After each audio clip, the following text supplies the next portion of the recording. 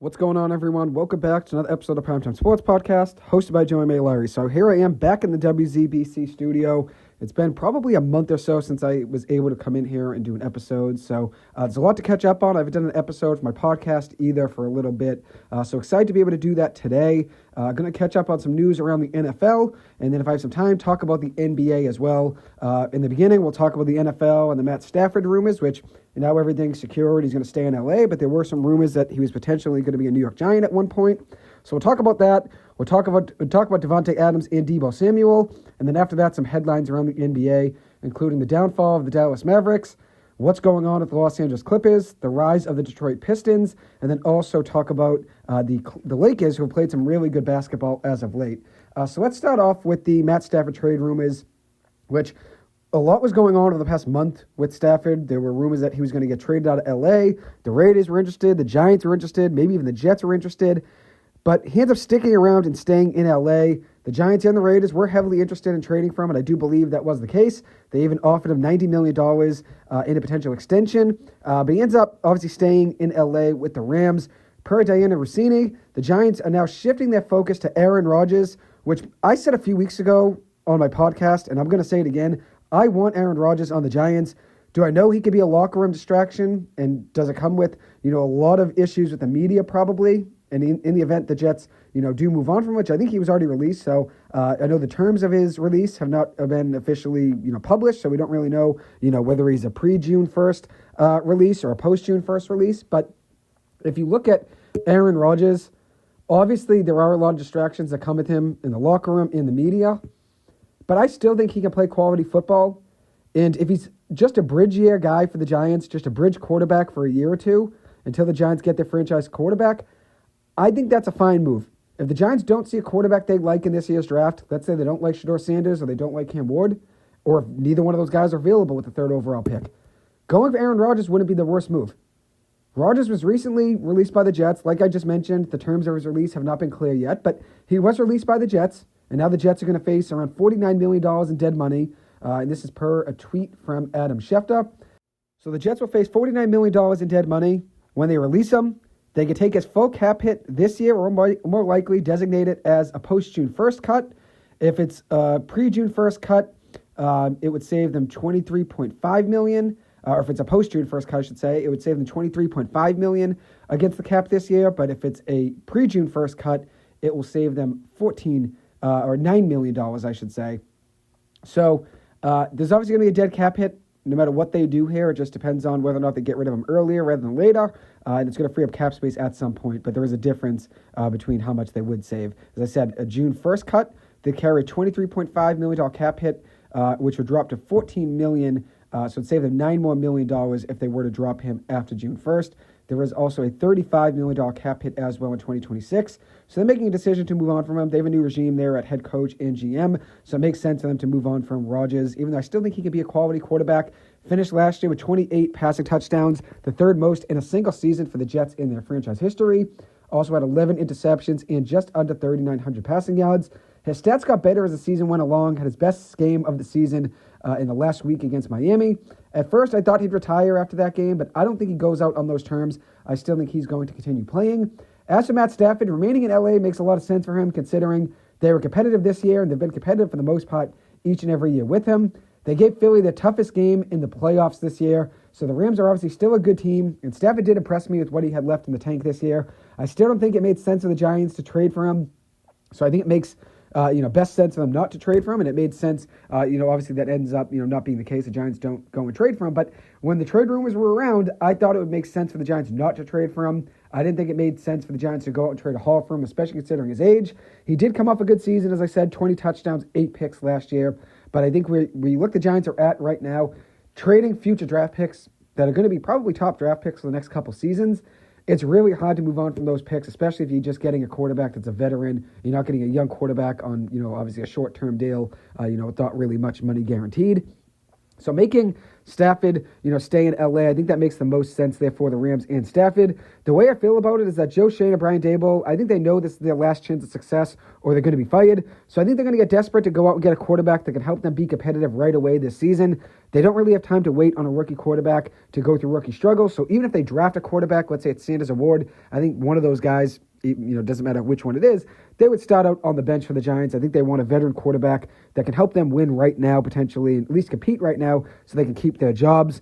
Aaron Rodgers, Sam Darnold, Russell Wilson are all options, and then you can add in Justin Fields as well. I think Rodgers is a safer option because he's not going to cost much money, especially, considering he's going to be a free agent after he's fully released by the Jets. And it's going to be easy to move on from him if things don't work out.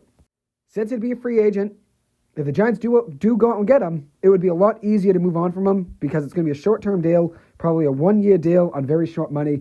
It'll be easy to move on from Rodgers than it would be if you traded for a guy like Matt Stafford. And obviously that ends up not being the case. But the point being is the Giants' best option potentially for a bridge quarterback could be Aaron Rodgers. Wouldn't be a lot of money like Sam Darnold. Wouldn't bring the baggage, that a potential big-time trade would bring, which I don't think a trade, if it's for the right guy, is necessarily a bad thing. But there's a lot of baggage that comes with the big-time trade. Let's say you trade for Matt Stafford and you give up, a top 3 pick probably for next season as well. That's a lot of baggage because if things don't work out and Brian Daboll and Joe Schoen are fired, the next GM that steps in and the next head coach that steps in is coming into next year without a top 3 pick that they probably should have the Giants do struggle, this upcoming season. So obviously there is a lot of pressure with making a big-time move. So I think if the Giants go out and they get a bridge quarterback that's a little bit safer on a smaller deal, on short money like Aaron Rodgers, who can still play, I think that's the best move. Rodgers is a safer choice because even if it doesn't work out, you can move on a lot easier. And I think if you look at this Giants schedule, they're playing a lot of good teams next year. They have 10 games versus 2024 playoff teams and a .574 opponent win percentage, which is the hardest schedule in the NFL. And I'll repeat that, a .574 win percentage, the most difficult schedule in the NFL. So the Giants have a really tough schedule, so I don't think Daboll and Schoen want to wait for a quarterback that's going to be a project. Even if they draft one, I don't think that guy's going to start week 1.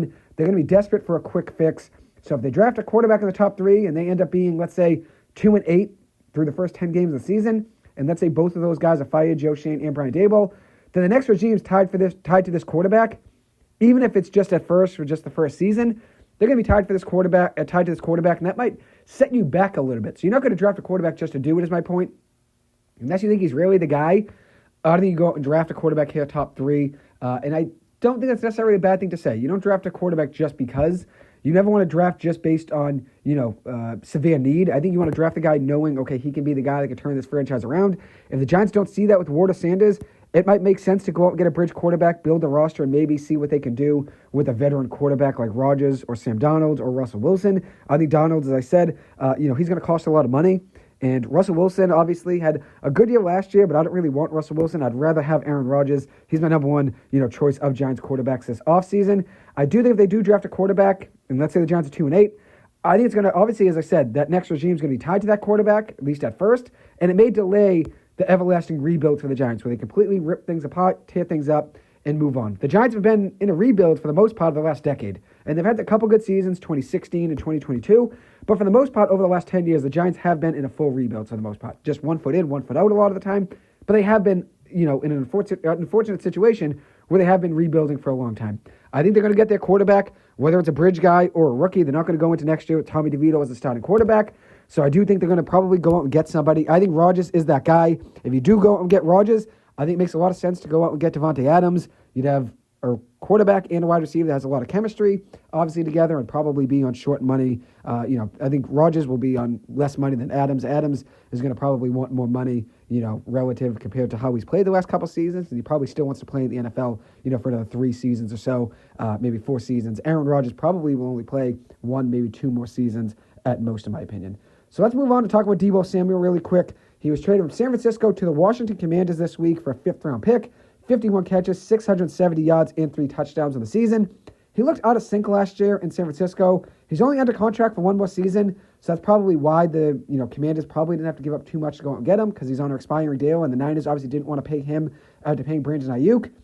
And if you look at this Washington team, It makes sense to go out and get Jaden Daniels more weapons, so I'm not faulting them on that. I think it's a very good move. It's a low-risk move here, especially with San Francisco paying most of his remaining money.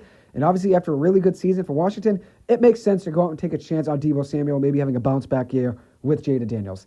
Moving on now to Davante Adams, who I just mentioned a second ago. He was released by the Jets yesterday, if I remember correctly. 85 catches, 1,063 yards, and 8 touchdowns last year between the Jets and the Raiders. He is 32 years old now, so he might only have 2 or 3 seasons left. He did have a $38 million cap hit for the 2025 season, but with the Jets maybe releasing him with a pre-June 1st designation, that will save them $29.9 million against the cap. So now it's going to free up a lot of cap space for them. I still think Adams can be a contributor on a winning team. I still think he can be a good player on a winning team. I would love to see Aaron Rodgers and Davante Adams stay together, and I'd love to see them stay together in New York and play for the Giants, especially considering it's a low-risk move at this point, and I don't know necessarily if the Giants think Cam Ward or Sanders is the right guy. If I'm picking between the two, I'm probably picking Cam Ward, but I think Jackson Dart is the best option here for the Giants. If they can get him, let's say late in the first round and trade up from their top of the second round, where the Giants have the second or the third overall pick of the second round, the Giants could trade up from there and maybe move up to, let's say, the 28th or 30th overall pick and get Jackson Dart. I think that would be the best low-risk move there for the Giants. If you're taking Ward and Sanders just to take them, I don't think that's necessarily the best move. Unless Joe Schoen believes one of those guys is the franchise-changing quarterback that the Giants need, you go out and you take them. If you don't think that, you don't just draft just because you need a quarterback. In that case, you might as well wait until the second round, maybe trade up in the first round, and get a guy like Jackson Dart, who I'm very high on. And in that case, you could start Rodgers next season, give Jackson Dart maybe 10 to 12 weeks to learn the playbook. And if Rodgers is struggling midway point of the season, maybe you throw in Jackson Dart to see. But if not, maybe he sits a whole season. I think that's the most likely outcome. If I were the Giants GM, that would be the most likely outcome that I would try to follow. Now I'm going to move on and talk about the NBA. And we're going to start off with the downfall of the Dallas Mavericks, which ever since they traded Luka Doncic, things have just really fallen apart for them. Even before Kyrie Irving's knee injury this past week, Dallas was unraveling over the past month, which Kyrie Irving did tear his ACL this past Sunday, and he's going to miss the remainder of the season. And if you look at what Kyrie Irving's been doing for Dallas, 39.3 minutes per game, which is the most in the NBA from February 4th to March 2nd, he has given that franchise his all over the last month. After trading their superstar in Luka Doncic, who's only 25 years old, and it was a major surprise, not only for Luka, not only for Anthony Davis, but the entire NBA and the entire NBA fan base. That was a major shock. I know where I was when that trade went down. I was out, and I just could not believe it when I saw the headlines and I saw Anthony Davis, Luka Doncic traded for each other. I just didn't believe it. I didn't. And I don't even know what I would think if I was a Mavericks fan. And I don't know what I would think if I was a Lakers fan. Because obviously that was just a shell-shocking trade. Nobody expected it at all. And if you look at what happened after that trade went down, obviously the Dallas Mavericks fans were not happy with Nico Harrison, the GM of the Mavericks. And then you add in, obviously, all the turmoil around the team probably, which no one's really talking about it, but that's got to split up a locker room to some degree. And maybe not the players are arguing, but they might not necessarily buy in to the Nico Harrison, plan when you trade Luka Doncic, especially unexpectedly. I think it could turn some guys away from Dallas. Maybe they're not as locked in anymore, and I think the injuries are very unfortunate, so I'm not going to blame, the whole season falling apart on Luka Doncic, being traded. I do think, obviously, injuries are unfortunate, but when you trade a guy like Luka Doncic, it's tough to get guys to respond in the locker room. But Kyrie Irving, that wasn't the case. He played the most minutes in the NBA over that stretch from February 2nd to March 2nd. So it's February 4th to March 2nd, I should say, but played the most minutes in the NBA, 39.3 minutes per game, and with 9 of his last 10 games, playing in 37-plus minutes. It shows that Kyrie Irving really gave that team all he had, and he tried to carry them after the Luka trade. Obviously, they were missing a lot. Once Luka got traded, they're missing a big part of their offense and a big part of their probably leadership as well, a guy that guys could defer to and go to. And Kyrie Irving stepped up, put the team in his back, and I think that put him in a position to get hurt. He got ran into the ground. Plain and simple, he got ran into the ground. And I'm not blaming Jason Kidd for that necessarily, because at the end of the day, Kyrie Irving probably wanted to play as well, give that team all he could, especially after that trade goes down. Kyrie knows the fans aren't happy. He can sense, the fan base and how they're feeling. So he probably said, I'm going to try to give it my all and play as hard as I can and keep me in games that are close, even if it's 40-plus minutes a night, because I want to be able to give this team a chance to win and also get the fan base to buy back in. And he had to carry the burden of that trade and try to carry Dallas, through the last month of all of the struggles after trading Luka and guys getting hurt and obviously the fan base turning upside down and all of the, the things that are going on with Nico Harrison. And obviously he needs security around his house because, there are a lot of unhappy fans. and there were threats, unfortunately, as well, it only made sense for Kyrie Irving to try to give that team his all. Because he was obviously the last man standing after that trade, which at the end of the day, they do have Klay Thompson as well. But with the amount of injuries that team has, Derek Lively being out indefinitely, Daniel Gafford being out indefinitely, Anthony Davis being out indefinitely, Luka Doncic obviously getting traded as well, Kyrie Irving was all they really had left to look forward to when they went to games. So Kyrie Irving tried to give it his all. Tried to give those fans his all, and obviously it didn't end up working out, unfortunately, but he's still a tremendous player, and I'm wishing him all the best in his recovery. I was never that big of a Kyrie Irving fan after he left the Celtics. Until after he left Brooklyn, I was reading a book about Kevin Durant and Kyrie Irving and their time in Brooklyn and how their plan came together to team up and go play for the Nets. And I became a fan of both of those players, Kevin Durant and Kyrie Irving. Because obviously they've had their issues with the media, and obviously they've had, their issues, in general off the court, especially Kyrie, not necessarily KD necessarily, but Kyrie's had his issues off the court. He's said some things he shouldn't have, and he's done some things he shouldn't have in the past. Obviously, stepping unlucky. The logo, of the Celtics at half court, that was something that turned a lot of Celtics fans away, and he's had some comments in the past, that there were issues that he's regretted. But I think when you look at those two guys, I think the media, to some degree, sometimes, takes a lot of their words or what they do or maybe the way they carry themselves and kind of warps it in a way that, makes them look like the bad guy always. Which, as I said, they've had their issues, Kyrie Irving and Kevin Durant off the court. I know that. I know they've had their problems in the media and everything, from A to Z. I get all that. But I do think when I read that book, I saw a side of Kyrie Irving and Kevin Durant that not many people would see. And now I became a big fan of those two guys. And I started loving, which they're not even in Brooklyn anymore, but I started loving that team that had James Harden, Kevin Durant, and Kyrie Irving. And it's fascinating that things didn't work out there, and I've talked about it on the podcast many of times. I still don't know how things didn't work out for those three guys in Brooklyn. But when I read that book, I had a lot more respect for Kyrie and Kevin Durant. And now you see, after that injury with Kyrie Irving, he went out there and he still shot those 2 free throws on a torn ACL after basically heading to the locker room halfway, getting to the locker room, gets to the corner 3 right before the bench, and he says, you know what, I'm going to go and shoot the 2 free throws. And not only does he make one, he makes both of those free throws, and then obviously checks himself out of the game. But he gave it his all for that Dallas Mavericks team.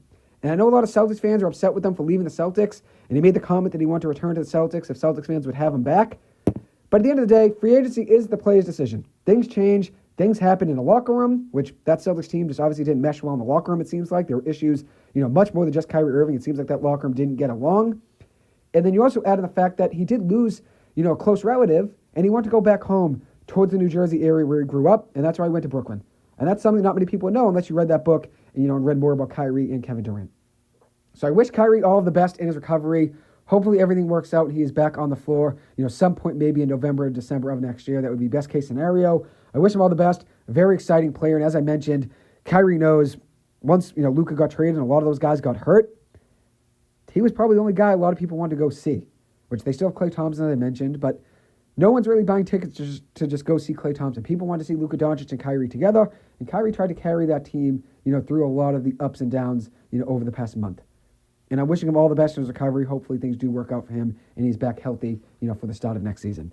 Now we're going to move on and talk about the Detroit Pistons, who have been on the rise over the past year now. They have the number 3 record in the NBA since the All-Star break, 6-1 overall. Since the All-Star break, they had 21-9 since January 1st, which is 4th best in the NBA. Also add in that over the last 30 games, they are 11th in offensive rating with a 116.1 offensive rating. They are number 1 in defensive rating with a 109.1 defensive rating and a +7 net rating, which is 4th best in the NBA. They currently have the 4th most wins in the East, and they are 10-1 in their last 11 games.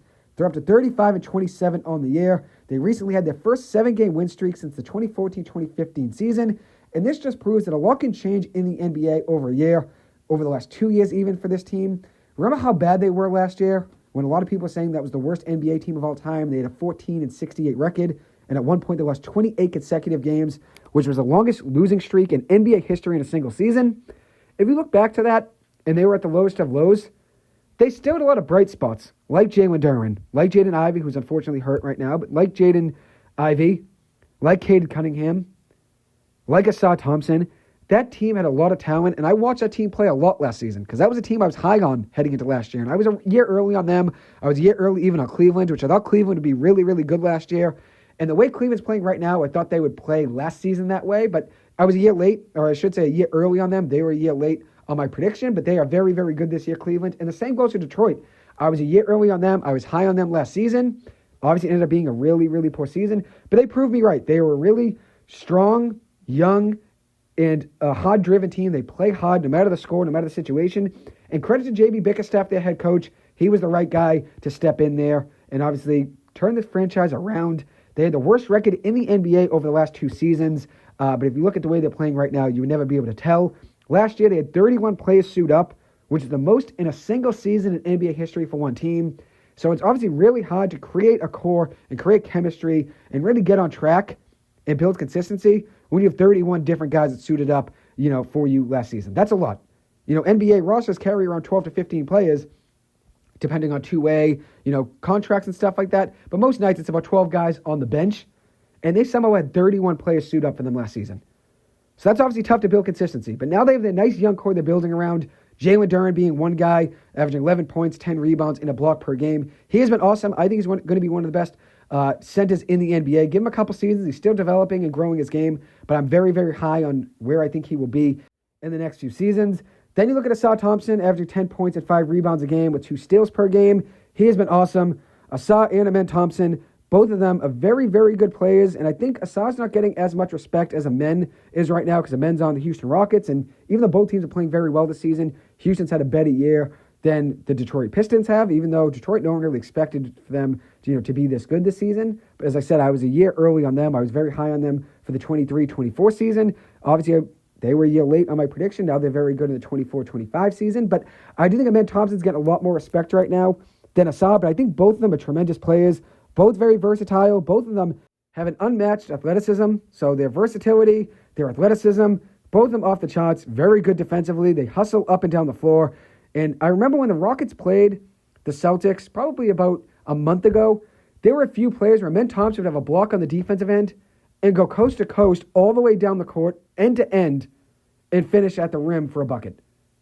And that just shows he gives it his all every single play. Doesn't matter if it's offense, defense, the score. Doesn't matter the situation. He gives it his all. And Asar is the same way. Very good player. And as I said, I don't think he's getting as much, hype as much as Amen is right now. But I think, as I said, the way Houston's playing in a very tough Western Conference, that's probably why, Amen Thompson is getting a little bit more looks and a little bit more talk in the media than Asar. But Asar's been a great player and definitely is a building block for them. And then Cade Cunningham's another one, averaging 25 points, 6 rebounds, 9 assists, of 36% shooting from 3. He has been there through a lot of the ups and downs. So it's good to see him be on a winning team right now and a team that's really changed their direction this season.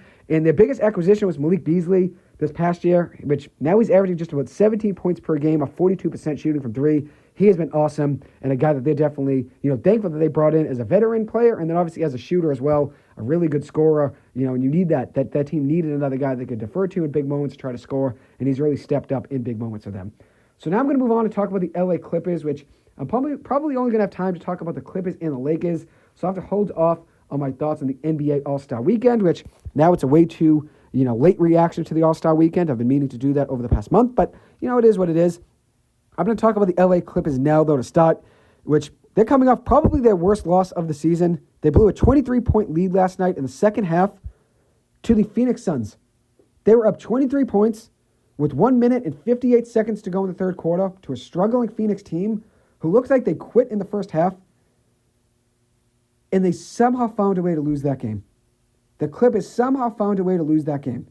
I think that may be the worst loss for this Clippers team over the last 3 seasons. And I'm not one to overreact. I'm never the person that says we just lost a game, so now blow it up, and everything's just got to, basically be ripped to shreds and completely restart and rebuild. I'm not always that person. I don't really ever overreact. But the way the Clips have played over the last month is alarming. This team is not a team that can make a deep playoff run.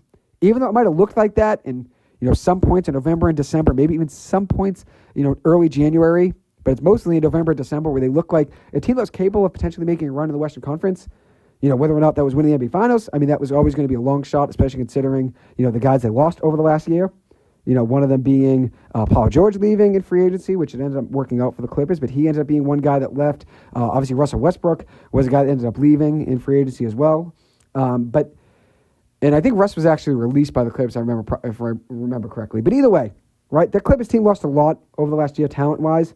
So their chances of winning the NBA Finals were higher last year, so I don't think anybody necessarily thought they were going to win the NBA Finals this year. But the way they played early on in the season, they were capable of winning at least 1 or 2 playoff series. But now when you watch them, this team is no longer that. No longer that. And last night's game is all you need to see. They lost to a Phoenix Suns team who was 3-11 over their last 14 games heading into last night. Phoenix was 13-16 since January 1st heading into last night. 13-16 since January 1st and 3-11 over the last 14 games. And the Clippers are up 23 points with 1:58 to go in the third quarter. And they somehow found a way to lose. So you might ask, what went wrong? Because a lot of you guys probably didn't stay up and watch, and I don't blame you. I stayed up and I watched that game, which, as I do most nights, when the Clippers are on TV, whether it's a 10 o'clock start, 10:30 start, it doesn't matter. I always stay up to try to watch them because at the end of the day, it's a limited season. There's only 82 games. You never know what the playoffs are going to hold, and obviously you never know, how long guys are going to be on the Clippers. Especially, last year, knowing it was probably going to be maybe Paul George's last season, I tried to watch as many games as I could. But I'm no longer just a Paul George fan, and that hasn't been the case for a few seasons. Now I'm an LA Clippers fan, right? So I'm going to watch a lot of the games, even when they're struggling and things are not going well. I'm still going to watch them. But you might ask, what went wrong last night? Well, in the fourth quarter, the Clippers went ice cold on offense, and they couldn't play defense. They were outscored 43-22 in the fourth quarter last night. Offensively, there was no rhythm in the fourth. No rhythm offensively in the fourth quarter. Bad missed jump shots around the three, and some mid-range jump shots as well that missed, that led to long rebounds and breakaway points for Phoenix. And then you look at defense. They could not stop Kevin Durant. They couldn't even stop Colin Gillespie, who changed the pace of the game for Phoenix off the bench. That Phoenix team was playing with no heart when he stepped in the game. And then once he stepped in, things completely changed. He had 10 points, 3 assists, and a plus 24 rating in 14 minutes last night. He was a big difference maker for that Phoenix team. But the Clippers should have gotten the ball more to Ivica Zubac, especially considering James Harden shot very poorly from the floor and Kawhi Leonard got colder in the second half. The Clippers needed somebody they could rely on, and Zubac could have been that guy. Zubac had a very good game last night, 35 points, 9 rebounds, 3 assists off 15 of 18 shooting. So we only missed 3 shots. 15 of 18 shooting. He was an unstoppable force in the paint last night. Unstoppable last night. And he doesn't even get as many calls as he should. He probably should have more points than 35 if he got to the free throw line a few more times.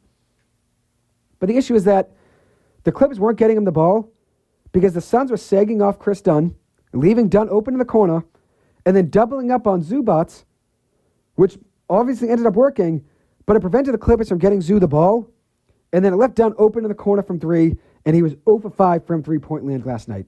And Dunn's been struggling. In his last 20 games, he's shooting 23% from 3 on 2.6 attempts per game, and even though he's an unreal defensive player, and he hustles, he's a liability in late games in the offensive end because you can sag off of him and basically double up on Zoo, and that takes away the Clippers' entire game plan on offense.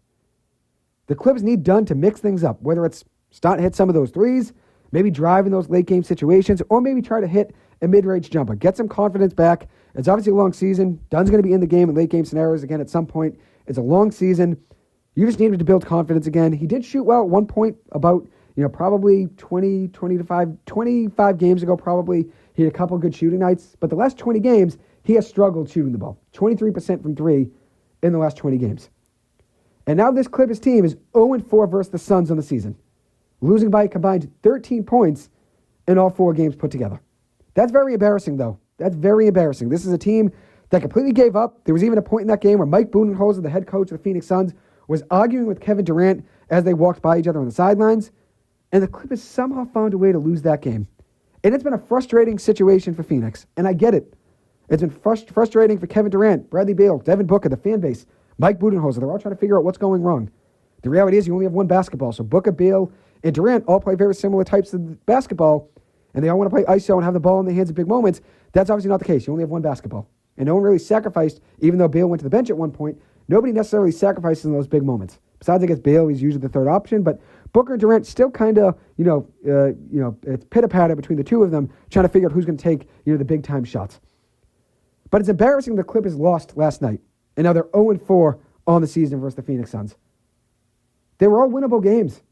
And at least 2 of them, the Clippers blew late leads in the game. And the Clippers right now, another issue that I didn't mention, is they don't really have anyone they can rely on offensively in big moments. When Norman Powell is out of the game, and he's hurt, which he's been hurt now for a few weeks, they don't really have anyone they can rely on. Kawhi Leonard is still a good player, and he can still get you buckets, but he's obviously not the player he once was. And the Clippers defer to Norman Powell in big moments. And he hasn't been there because of the injury. His absence has been huge. Derrick Jones Jr.'s injuries have been tough as well, especially on the defensive end. They need him defensively. And the Clippers right now just are in a weird funk. And they mentioned it last night on the broadcast a lot. Right now, where the Clippers stand, they don't really have a guy they can rely on in those big moments. When the Suns go on an 8-0 run, who can you look to score a big-time bucket? Because James Harden was really struggling shooting the ball last night. I think he was like 5 of 14 or 5 of 15 from the floor. And then Zoo was getting doubled. And Chris Dunn wasn't hitting his open threes. And Kawhi Leonard had to sit at some points late in that game, which Tyronn Lue made a decision to sit him, I think, with like 2 minutes to go at one point. So they needed somebody to rely on, and that's usually Norman Powell. But obviously he wasn't there. And not having DJJ for defense was a big loss as well. I think this Clippers team could benefit from signing Robert Covington. I know he's on the older side right now, and I know he hasn't played in the NBA for a little bit. But they could really rely on a guy that could play the power forward off the bench, maybe even the small ball 5, that could help in late game situations.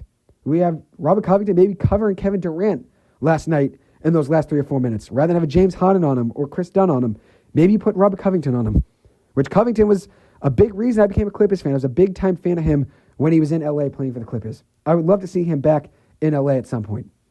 But the Clippers right now are 1-6 since the All-Star break. 1 win, 6 losses.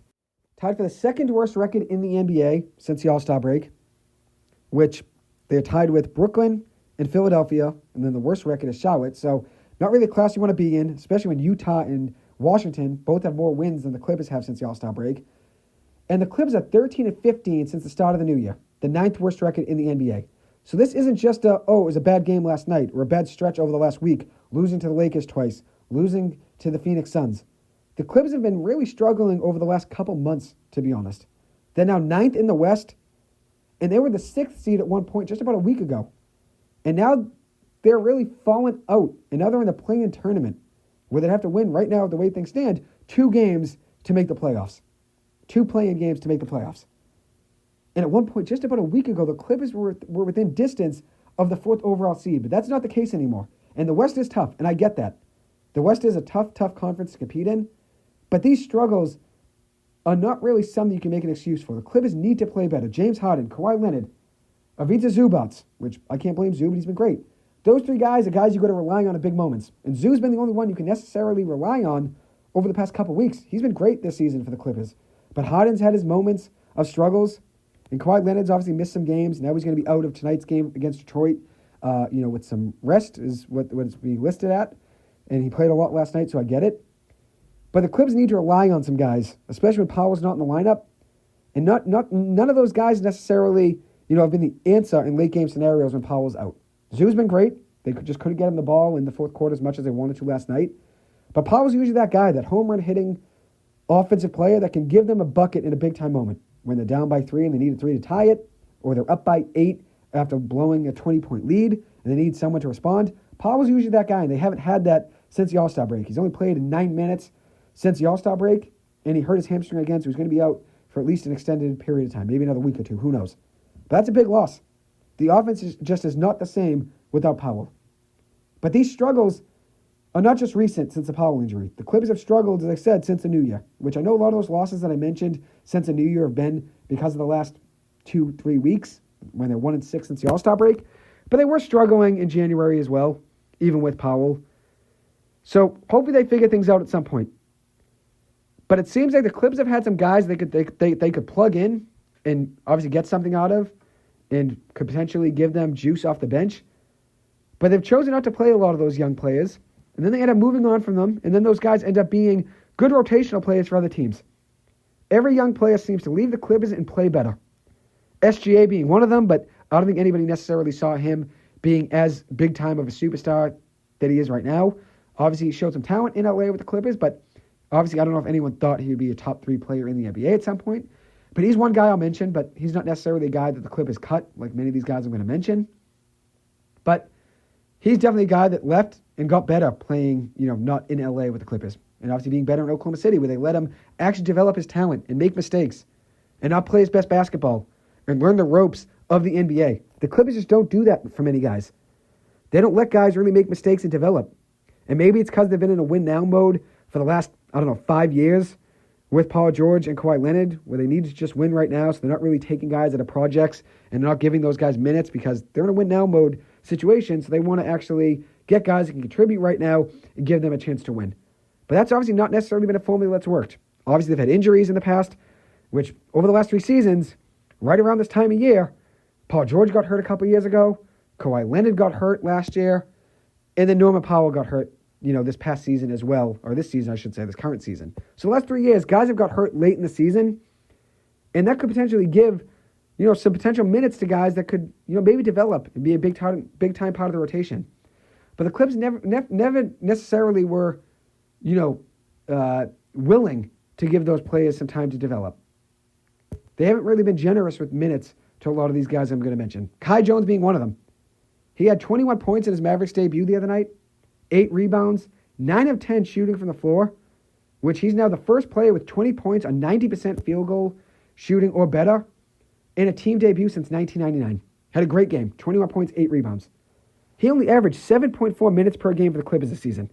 And in just one game for Dallas in 34 minutes, he had 21 points and 8 rebounds. And I was a big fan of his athleticism. I thought Tyronn Lue could have given him more of a chance off the bench since the Clippers really lack a solid backup big right now, which one guy they got in a trade was Drew Eubanks. He ends up being a guy that really was out of place last night. He was not good on the floor last night. It was not effective.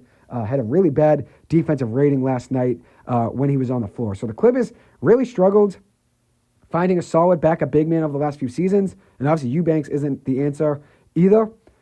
Kai Jones, maybe they could have given more of a chance to. Because right now the Clippers still need a backup big man and a legitimate 4. And Kai Jones could have been a good, solid backup big man if we gave more opportunities. Was he great necessarily in the minutes he got? No, but he also got scattered minutes. It's hard to really develop and put consistency together and make progress when you're getting scattered minutes. Another guy I want to mention is Bones Hyland. After being traded from the Clippers to the Hawks and then ended up being cut by the Atlanta Hawks, he signed with the Minnesota Timberwolves G League team. And in his second G League game, he had 39 points, 5 rebounds, 5 assists, and 8 3-pointers made. He's now averaging 33.5 points per game in his first 2 G League games, which is excellent. He's showing what he can do with more opportunities. And did he struggle in LA in limited minutes? Definitely. But it's hard to get in a groove when there's no consistency and there's no playing time.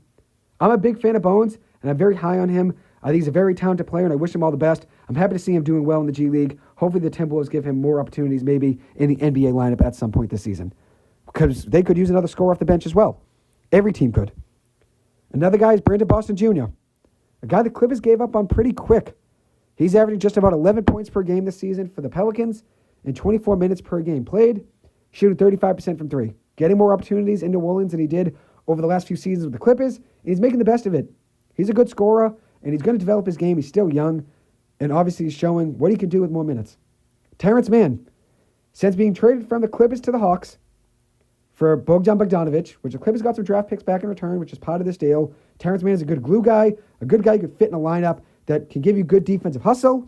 He can play, obviously, off the ball, stay in the corner, and obviously, make some space, for other guys to try to move around and play isolation basketball, which I know his shooting's been an issue. So obviously, he never necessarily was the best, floor spacer at times when he was struggling shooting from 3. But the way he's been shooting as of late, he's been a great spacer, for the Atlanta Hawks because you have to cover him at the 3 because he's been that good shooting the ball.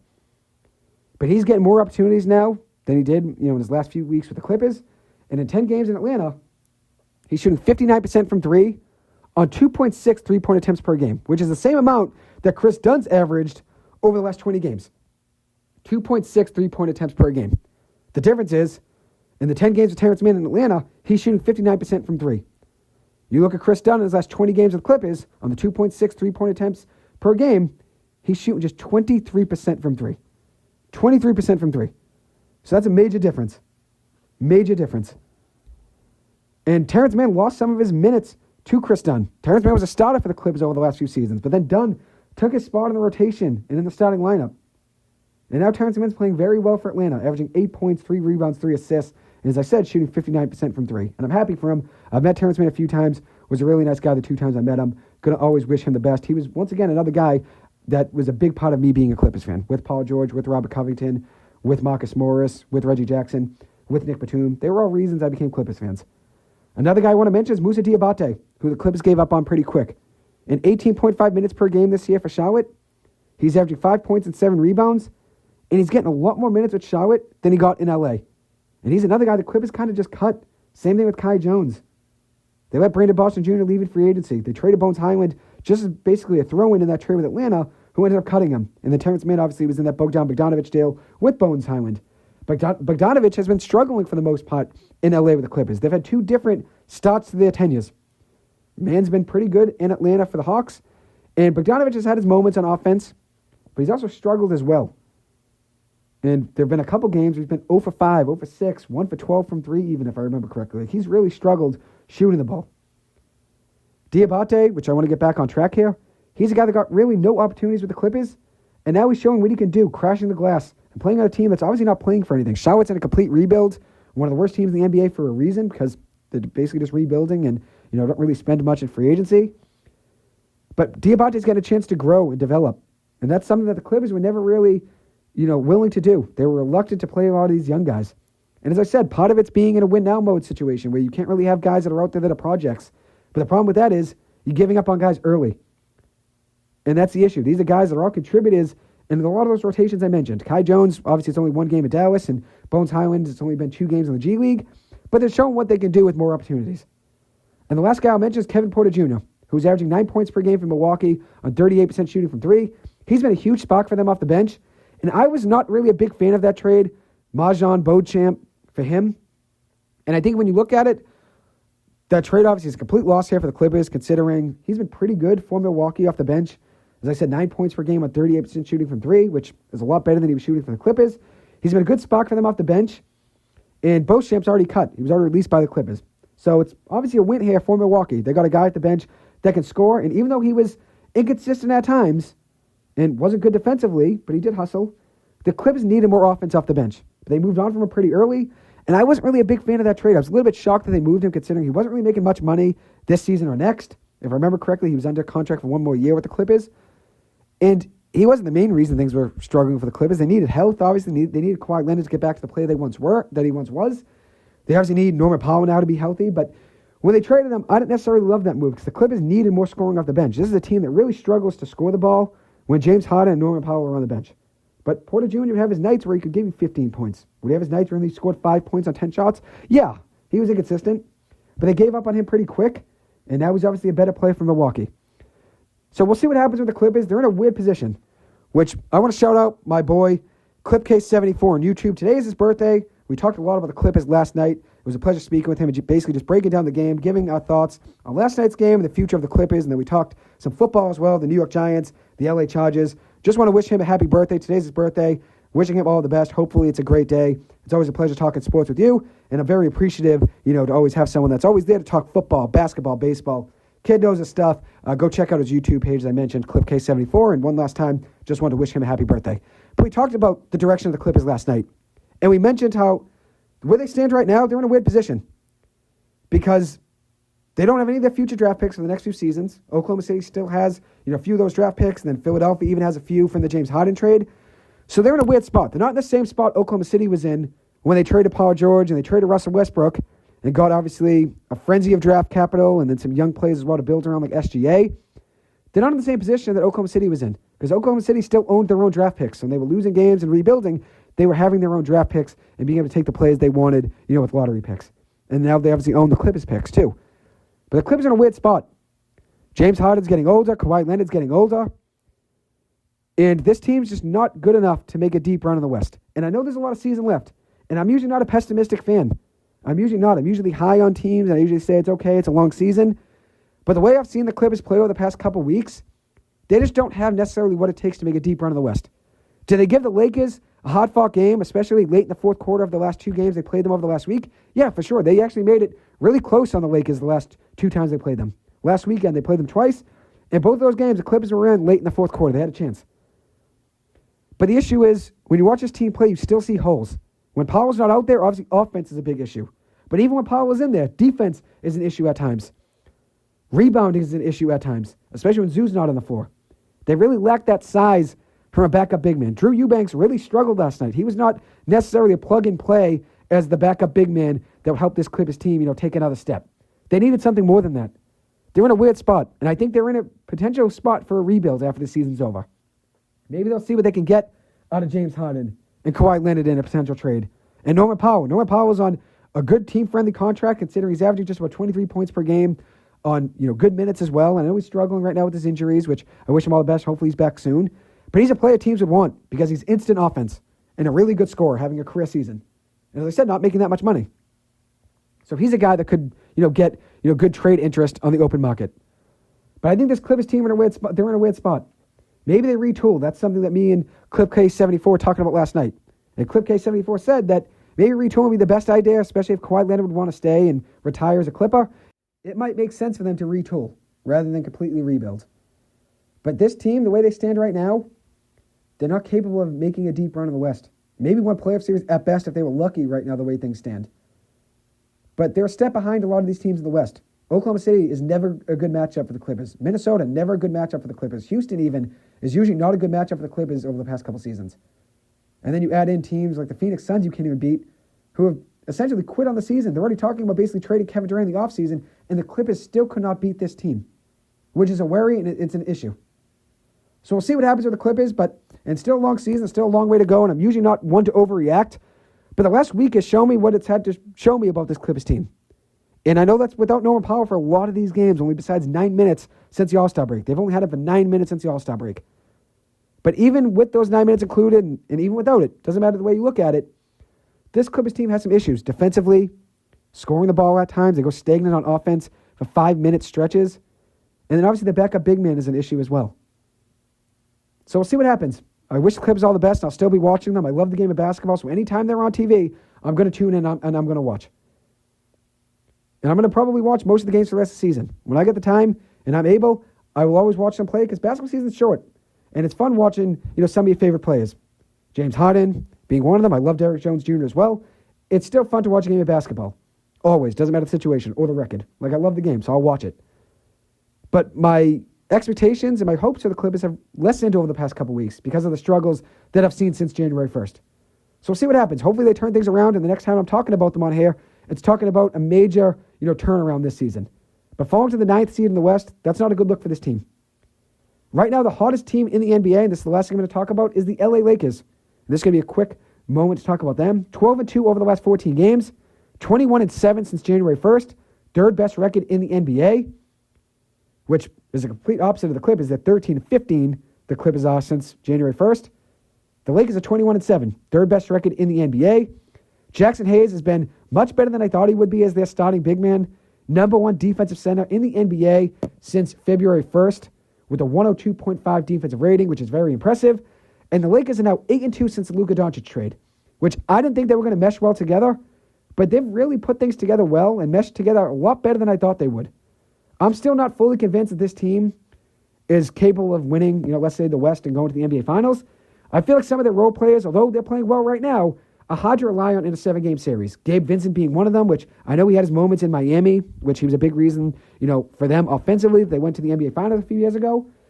But I'm still not convinced that Gabe Vincent's going to stay as hot as he's been in recent, weeks. Dalton Connect is another guy who's been hot, since the trade was rescinded with the Charlotte Hornets for Mark Williams. It's interesting, though, where this team stands right now. Because this Lakers team, they're playing really good basketball right now. 12-2 over the last 14 games. I'm not still fully convinced on this team. I'm not fully convinced yet. So we'll see what happens. We'll see how things play out. Anyways, that'll wrap up this episode. Thank you guys so much for taking the time to listen to this. As always, I appreciate it. I hope you guys have a good one. I hope you guys have a great rest of your evening and your afternoon. Take care now, and I'll see you guys soon. Thank you.